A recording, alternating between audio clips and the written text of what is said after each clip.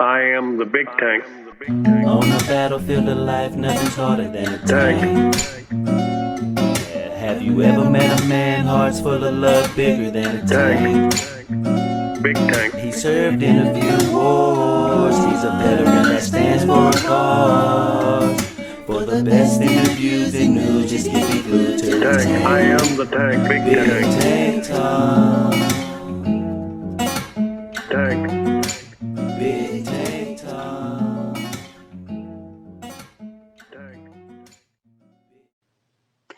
Hello, friends, and welcome to a very special edition of Big Tank Talk.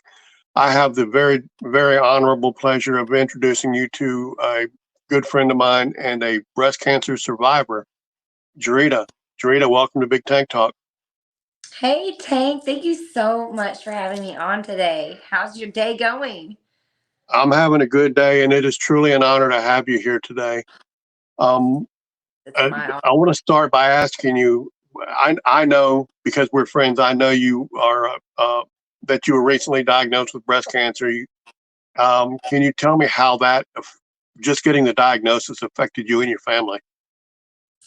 So, I started playing guitar every day. It was my dad's guitar. My dad passed away when I was pregnant with my daughter, who's now 5. And it kept hitting here, right? So I was like, man, it's probably just a fibroid. And I say this because I think it's very important because we'll always dismiss something because you don't think it can happen to you, right?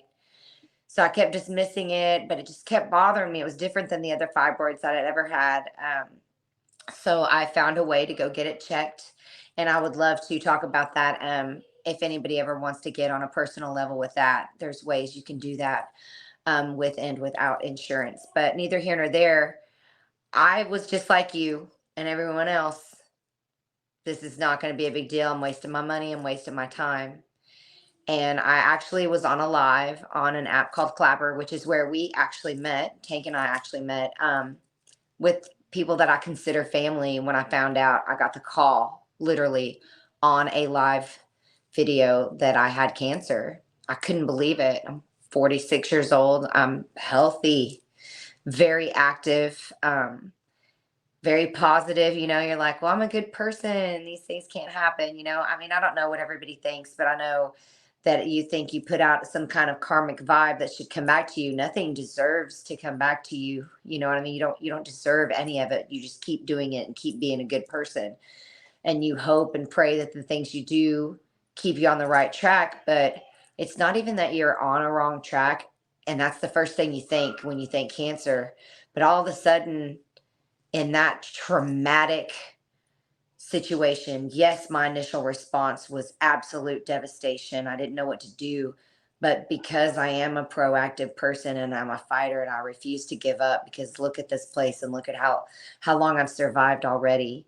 It just kind of took me and my family from what you think would make a family weak to a really strong situation, almost a bonding. And that echoed and started rippling out and kind of brought me to places like this, actually. Well, I can imagine and I can't imagine getting that kind of news and being alive with friends and getting that news. When I had a stroke in December 2021, we were out to dinner, but when the doctor told me, it was me and Tabby, and that was it. And then she and I informed people. So I can't imagine being alive with friends and getting that kind of news. So you then sat down with the doctor and got a plan of attack, yes? So I actually knew my doctor before my father knew him. And then my father and him became very good friends. And then my father died. Well, when this happened, I went to him. And when he called me in. I said, look, dude, if you're calling me, it can't be good news. Just tell me, please. I'm a big girl. You don't want to be driving me to be driving home or something all distraught. Just tell me, man. I know it's something bad, or I wouldn't have come to you to begin with. And it was good that I was live. It was good. I think everything was meant to be because I was aligned with my assignment. They saw the shock. That shock is ripples, and people need that today. People are so desensitized, and I will probably say that word multiple times throughout this talk because It's so true. The cliches are true. We say these things because they are indeed true. Um, I loved having my family right there with me. I loved that. I was actually on my way to my husband's job when I was told that while I was live with my family. It just seemed like, even though it was the most devastating thing I'd ever heard about myself, um, it immediately started with love and immediately started with this bonding that I want everybody to have every day in the whole world. But we'll get to that. It had to be helpful when you get news that I don't care who you are. If you get told you've got cancer, it's got to be a devastating thing right away. But to know that you were already figuratively wrapped in the arms of people that love you and are there for you, that had to be helpful. I don't know if I could have done it. I had my daughter in the car. I was driving. I don't know any other way. I don't know any other way than light. And that brings me to another thing, even if you're in the dark, because I spent most of my life in the dark, regretting being here, regretting and then not and taking this place for granted, not just regretting being here, but and regretting my own decisions, but taking this place for granted when indeed it was making who I am today, which is a person that can make sparkle out of absolute soot. It's like the phoenix rising, and everyone has that in them. Everybody has that in them. Absolutely. That's So, why I have that in me. That little wait, wait, wait that just ran by. That's right, why I have to have that in me. And there may be people out there that don't have that wait, wait, wait to push them, but you have other people, other things, other reasons to be here. Like, you can start today being light. I can't express that enough. I can't express that enough, that it's okay to feel like this world is crumbling around us. It is. If it's on fire, make a sparkle, baby. absolutely. If you don't mind, could you give us a brief run through of what happened from the time you got told that this is breast cancer, um, Absolutely. to what gets us to me inviting you here today? Yes. So, as I mentioned before, that guitar, I kind of attribute that to my dad. My dad died of cancer. It was horrific. I sang him to sleep and somehow inherited his guitar. It's one of the only possessions I have of my father's, and I play every day. And like I said, it was hitting against that very high up here, too. You guys think of breast cancer being here, but all of this, including your lymph nodes underneath your arm, are considered breasts, really, and are affected by breast cancer. And it's kind of like an introduction to cancer, too. My people that told me that I had cancer was a doctor and a friend. So, and I had all those people around me live. That may not be the situation for someone else, but for me, one second. For me, I would hope that that's a situation for anybody. Surround yourself with that light. If you can't find someone good, be someone good. And it just brought a perspective immediately that I knew I already had, but was very enhanced. You always are grateful. You wake up and you say you're grateful, but are you really grateful? You know what I mean? Are you really like, God, thank God I woke up. Oh my God, thank you for this table. Thank you for the, you know what I mean? Like, are you really there? So it brought this enhanced color in the world that I didn't have before. And I say this too a lot. This word came to me, and I think it's very important. It gave me this responsibility. A lot of people don't have a voice because it hurts so bad to talk about it. It's so scary because it makes it real.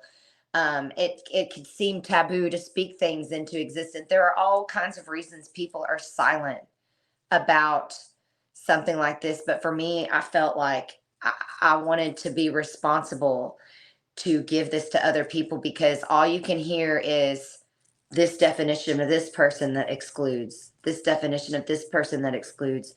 And me, all I can see is we all bleed red and we all can get cancer. We all can die right now. And I don't want Absolutely that. I right. don't think anybody else wants that either. Not really.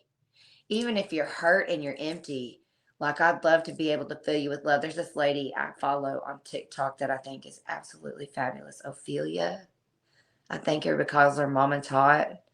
I'm not like a fanatic or anything, but she's the same way. She just kind of loves you where you are. And I love that. I think that's so important. So that was another part of this journey. There's all this stuff. And when I say epiphanies, I get them hourly, minutely, like epiphanies. It just set into this chain reaction. So let me just back up. The first things, of course, are panic. And I still have those. I still wake up in the middle of the night scared to die, just like you and everybody else. That does not change the trajectory of my day, though. It does not change the brightness of my sparkle. I refuse to allow it because I know I'm energy no matter what. Something else could happen. I didn't know what I was when I was a baby in my mama's belly either, but I still was something, right? So Right. I felt scared. I feel scared, but I also feel responsible. And it took me to all these crazy places because I had a weird insurance type deal, a health share.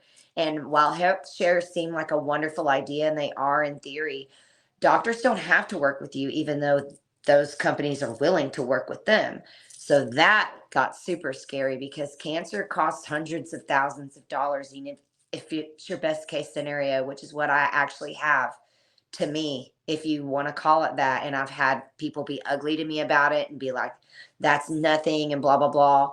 My God, I hate to know what something is. And that's my purpose here, is to talk to people before it happens, to get you before it happens. Oh, I'm only 24. Guess what? I know people 10 years younger than you that had this and way worse cancers that are fighting it right now, that are having chemo and all that. That's why it's not so much my story. It's just me being able to talk for them. So many of them that can't talk, 3-year-olds, they can't come on social media and look all cute and be all fashion and be like, hey, by the way, check your boobies. Right. They can't be that voice. And it just, going through all of that, it felt like financial here too. And that's something else that I'm looking into, petitioning. And it's nothing mean against our government. It's nothing mean against an insurance company. It's just something I don't think people see. With my insurance health share, you don't, you still had to pay. I still had to pay a lot of money. So then I started advocating for myself and I was frantic. I was like, I've got a 5-year-old, and I mean frantic, like yelling at these people, you don't care about my life because of this money.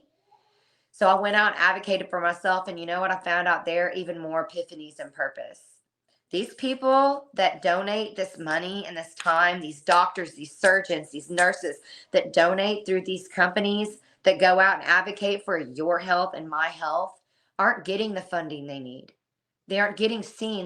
They aren't being heard. They aren't a household name like the boxes that we're putting each other in. That is not right. These are things that not just affecting our mental health, they're affecting our physical health. Both are equally important. Yes, your mental health is important, but let me tell you something. When your physical health is affected, there's nothing you can do about your mental health except try to get your physical back. That should be the core, man. That's where everything starts with mental health, is your core, your inside, your body, and how you take care of yourself, how you speak and think, what you put Let, into your body. let me tell you, Jreada, being someone who lives 24/7 with pain and have been I've had a lot of physical issues through the years, and it does affect mental health. So you're absolutely right. So the best thing you can do, if to help your mental health, is to keep your physical health as good as it can be. Yes, sir. And that brings us back around to the fact of early detection when it comes to most cancers. If you catch them early, can be taken out. You can beat cancer, You but you can't. don't wait until you're stage 3 or 4 and then hope to do it. And That's be part of scared. A lot of people are scared. That's why they wait. You guys are scared. It is way more scary what I'm about to tell you than to go and find out that you have cancer. I know you're scared to find out you have cancer, and the probability that you have cancer is now, to me, what I've seen, now that I've come out on a social media, now the outpour that I've had come back, the likelihood of you having it is greater than the likelihood of you not. So buckle up, buttercup, put your big girl panties on and go check yourself before you wreck yourself. I cannot say that enough. I cannot say that enough because I did. I had to advocate for myself. I had to find gracious gracious groups like the Bridge Breast Foundation, the heirs, that these people are starving for funding. They're starving for beautiful items and items to make people comfortable. Do you know how comfortable it is just to have a baby boppy seat under you in the car, to travel with your seatbelt? These are little things that people don't even know about. Do you know about how it is to and I have the easy cancer, just to wipe your little bottom when you go to the ladies' room, the men's room? These are huge, huge problems. And people think that this is little. I promise you, if you wait, those things are going to be prolonged exponentially. I just went with my friend the Wednesday before my surgery. What ended up happening for me is I just had a double mastectomy, early detection, and I'm going to go all into that too. She had so much worse. She had 13 surgeries, y'all. She had colon cancer, stage 3, 24 chemo treatments. She rang a bell the Wednesday before my surgery. I did all my stuff with no pain medicine, with nothing, and it has been horrific mentally and physically. I cannot imagine.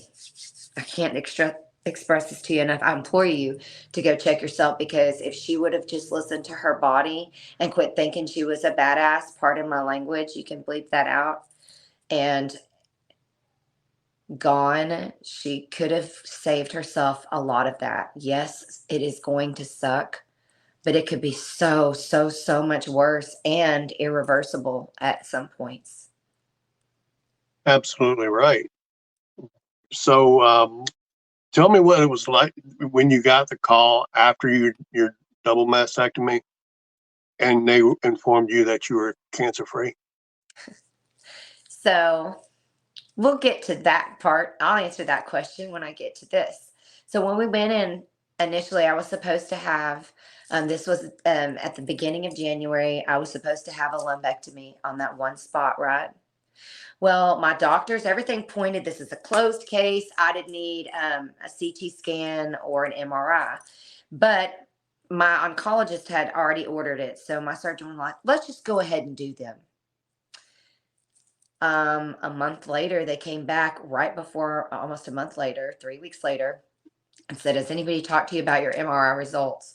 Your ultrasound didn't show anything, but the MRI shows all these other nodes, and one of them is significant. That one I spoke about was 1.5 centimeters, and it was cancerous. After I had my biopsy, it had broken out of the tube, so we are going to do this lumpectomy, right? Case closed. Well, this MRI showed this other weird stuff. So my surgeon was like, okay, one of them was 6 centimeters, and I'm small. I have a small mast. So that was like half of one of my sides of my body here. And, but it wasn't showing up on the other stuff. She was like, well, maybe it's a blip. So she ordered another ultrasound. Now I'll be having 2 ultrasounds, another mammogram. Now I'll be having 2 mammograms and an MRI. Mammogram showed nothing. Ultrasound showed nothing. MRI was an MRI. Showed 4 other nodes. So she wanted an MRI guided biopsy, and she did it to the one big node. Because I said, if that one is cancerous, let's get it, just take them. And it turned out to be precancerous, which is the same thing, y'all. We only caught that because we went further, which brings me to that petition that I wanted to talk about. I am going to be making a petition to ask insurance company, instead of a mammogram being the preventative maintenance, for the actual MRI to be an ultrasound, to be a more preventative maintenance. I know it's more expensive. I know it's a strain on our economy, but it's not. Let's give up some $20 and $40 drinks or some Dom Perignon, okay? Because those images are necessary to get that earliest detection. And if I didn't have that, if I didn't have those advocates, those local places that I want you guys to go and seek in your place and find, because it's all of us as a collective, right? I'm just one person, you're just one person. But if all of us are doing the same thing and spreading it, it is changing the world. You are changing the world. They are changing the world. It is one cause to come together for that we all can agree on. None of us want to die of this. And it's not just this cause, but we'll get to that later. um, So you can imagine all these things are weird, right? Because they can only preliminarily stage you. You don't really get stage shots of your surgery. I could have woke up after we found all these nodes, after they found the precancer. I could have woke up. This is what I had to look forward to. My surgery could either be 2 hours or something or 8 hours because I could wake up flat chested. I think it was a little more than 2 hours. I'm just saying this is what they allotted. I could awake up flat chested because I had lymph nodes, because they can't even tell that until they pull them out during the surgery. I could have woke up with spacers, which they have to go in and fill up every week. That sounds horrific. These all sound horrific, by the way. Flat chested, all sewn up, skin all messed up. Oh, it hurts so bad because they scrape your tissue out of your body. That I don't want you to be scared. And I have shaken my voice because I'm only 21 days out and I'm still in a lot of pain. No painkillers. I'm not even on ibuprofen right now.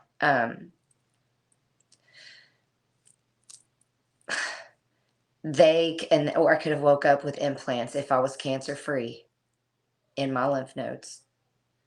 They stopped my surgery during the mastectomy, tested my lymph nodes, and I had no cancer there. So they went ahead and did the implants. Then they send everything off. So you are still not in the clear, dude. This is your best case, by the way. I just want to keep reminding y'all with that early detection. Again, I know you're scared. I promise you're going to be way more scared when you hear your plastic surgeon tell you all these crazy things. My plastic surgeon told me about taking parts, cutting ventricles here and putting your skin up here and bulge hernias. And people elect to do this stuff to their body. If y'all knew what my body felt like right now, how weird this feels. It feels like I have steel connected to wood stitched into my nerves from here, like a Frankenstein. It's so weird. I still have fluid building up. I'm not allowed to lay on my back. I have to wear this huge apparatus for 6 months, 24 hours a day. These are your best case scenarios, by the way. These things suck. I can't sleep on my side, which I'm a side sleeper. If you're a stomach sleeper, you can't do any of that for at least 6 months. You can't pick up things. There's so much. So all of these things, you're scared. And then you still got to wait for a call, that call that you just mentioned. I wanted to say all that because I think it's important that everybody be very scared again, the desensitized. You guys are desensitized. There are crazy cancers out there and crazy treatments, and there are cancers that they don't know. They're called like triple negative. They don't even know how to treat it. They just start bombarding you and cutting you and doing all these things because they don't know what it's going to react to. That's scary. And that can happen to everybody, anybody, no matter your race, no matter your age, your gender, your sexuality, your age. It doesn't matter. None of it matters. You are a target. Cancer wants to live just as badly as you do. So when I got the call, Tank, I didn't get a call. I was in my doctor's office. She didn't even call me. She wanted to tell me herself. And that was one of the things I loved about her at the beginning. When I asked her why she did this, she said, because I've heard people deliver the news of cancer and I can do better. I've heard people try to keep cancer the way it is and keep the studies the way they are, and I can do better. And I loved her answer. And when she brought me in there and told me that, I was with my daughter. I was with Fancy Nancy that I met on Clapper, who drove 8 hours to come take care of me and my family.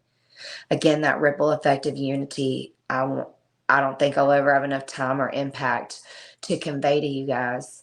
But when it happens to you, when you're out here saying that's not so serious, when you have the colostomy bag, when you have the chemo, when you don't want to wake up and open your eyes and don't want to go on, keep moving. All of those things, you will remember what I'm saying to you now. And I implore you to listen to your body. I implore you to tell your friends, your mom, your dad, your dogs. For Christ's sakes, your animals get cancer. I implore you to make this a priority. And it's not just about cancer either. There's so many other things, heart disease, stroke, aneurysm, so many things. We need to get back to growing our food, helping each other, making pure water. We can still have fashion. We can still have fun, but those can be secondary to the fundamental, which is your inside. You're absolutely right. And and I don't know if you know, in addition to the stroke, I've had 2 heart attacks. So nothing changes your perspective on life like facing the potential end of it. And when I had my stroke, that was like, for want of a better word, that was my time to have my epiphany. As you know, on Clapper, I am known for being a very positive person. Yes, sir. Um, it took having a stroke and spending a month in the hospital to realize life is really a blessing. Yes. So we have to get out there and live it to the fullest. But like you said, there are so many things we can do to be proactive with our health that we don't have to sit back and wait until something bad happens and then decide what's going to happen or what are we going to do now. We can Right. be proactive. We can check our bodies and make sure that if anything's out of the ordinary, get it checked and get it checked as soon as you notice something's out of the ordinary. So that if it is, God forbid, cancer or something else, you and your doctor can come up with a game plan to get you back to full health again. And that's again why I think it's so important to make these scans a preventative maintenance.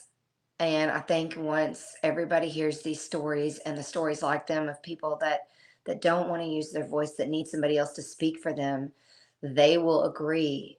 And whatever it takes, man, whatever it takes to put us on a level where we can come out here and comfortably check ourselves, not the bare minimum. We deserve better than the bare minimum. And I want to bring everybody together with that same cause. You deserve better than the bare minimum.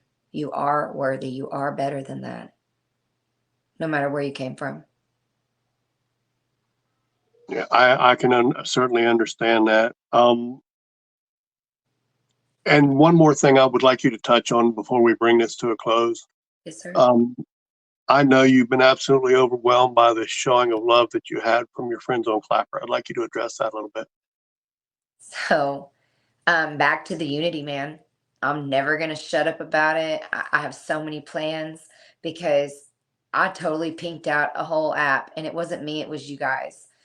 I had a Clapper Creator, which I know isn't the biggest app ever, but it is getting there for a reason because it does have real community. Of course, there's trolls and everything like anywhere else, but we still drown them with love as well. I'm telling y'all that everybody there, I can't even keep up. I know I haven't seen all the videos. I've tried to respond to all the people. I get put in comment jail like every 15 minutes, but even a friend of mine and earlier, people that even had me blocked, unblocked me because they saw something bigger. That's what's important. That was beautiful. And whether you like the color pink or not, the cool thing about it was the unity. Everybody, guys, girls, they all had pink. It was on Facebook. It still is on TikTok. I'm telling you, I've had hundreds, if not 1,000 now, people in my inbox showing me the results. Keep sending them. I want to celebrate with you. I want to be scared with you. I know what it's like to be up all night long scared. I want to sit with you like my sweet Ophelia. Love that lady. And have dinner with you if you're alone. If you never had anybody love you, I want to love you. And there is an ocean of freaking people out there to love you. I just saw it all over Clapper. I saw it all over TikTok. I saw it all over Facebook. I want to see it all over the world. Pink out means something way bigger now to me. It is a unity, and I'm here to make that pink out unity. Thank you, guys. It wouldn't have been possible without everybody believing in one thing, finally. One thing, and that is life. Life matters. And you're right. And it was actually amazing to see from the, I'm in good health. I'm probably in the best health I've been in 30 years now. But to see the outpouring of love and support, people because it was a friend of mine that made the logo that everybody put on their profile, Love. just and to Veronica, see and to have people that didn't know you directly, just knew who you were and knew how, some of the things you did.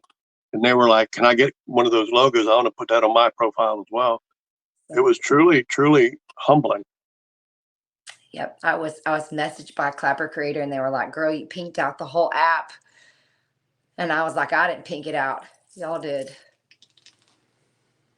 Yeah. And that was why I wanted to get this interview done. I want you to be able to take the opportunity to let people know why this is important to, not just for early detection, but for like getting the funding that these doctors that don't have it need, making an MRI the test to determine, not a mammogram, and also with breast cancer itself, that is not a woman's disease. Men get breast cancer too. 1 in 8. And I feel like that number is being kind because of how many people in my proximity. And like you said, people that don't even know me are sharing their whole journey with me. That number has to be higher. And that's why I keep saying the likelihood of you getting it, to me, seems higher than the likelihood of you not getting it, some form of it. There are so many forms of it. I even heard of a new one in this past 2 weeks. I don't even want to really say it on here, but it's for men parts. I didn't even know that was a thing. Like, I am blown away by the how many of y'all. I love y'all so much, and I'm so sorry. And I really hope that we can come together and build that army.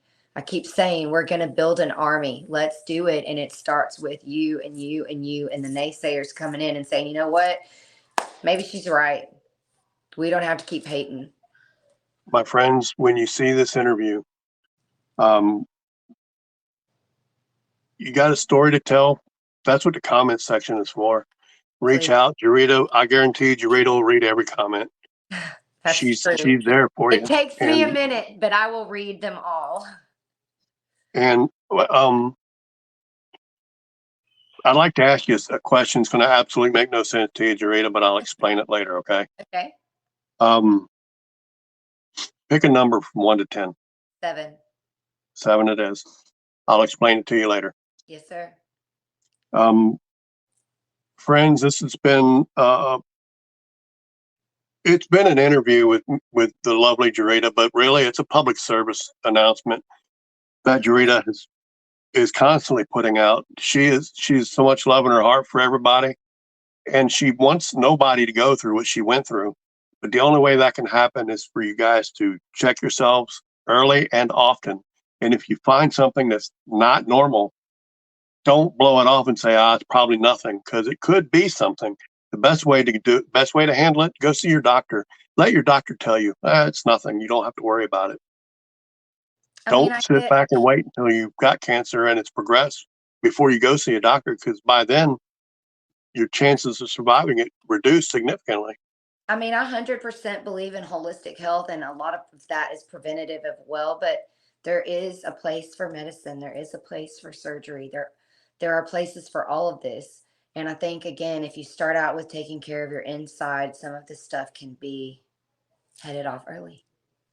Thank you. Now, one thing I do with every interview is I give my interviewee the opportunity to do a shout out. And the topic or subject of the shout out is entirely up to you. But this is now your chance to do your shout out. Shout out? Yes.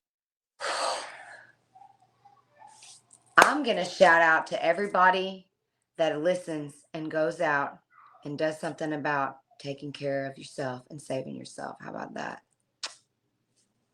That's fantastic. I can't think of anything that was better. And it shows your love for people, it's not just your circle, but for everybody. Friends, any comments you want to make, whether if you think I should have asked Jreada something I didn't, or you have a story and you'd like to reach out just so she'll hear your story and she'll be happy to hear it, I want you to know. Put it in the comments section. Jreada and I will both read whatever comments are there. I guarantee that. I will answer them as they're relevant for me to answer. I'm quite sure Jreada will answer if it's appropriate for her to do so. Oh, yeah. In the meantime, and to answer your question, you said, how was it? That was the best day of my life for them to tell me that in front of my daughter that I'm to have cancer. My daughter comes up and kisses my body all the time. She says, I'm kissing you because you had breast cancer. And if you ask her what she wants to be, she'll tell you, well, I want to be a nurse because my mommy had breast cancer. Nobody told her That's to say amazing. that. It's insane. She's done it 3 times now, and it's broke me down, y'all. It's broke me down. There you go, folks. Jreada can always be found on Clapper, which we referred to a few times in this interview. She's also on Facebook and TikTok. She's got a pretty solid social media presence.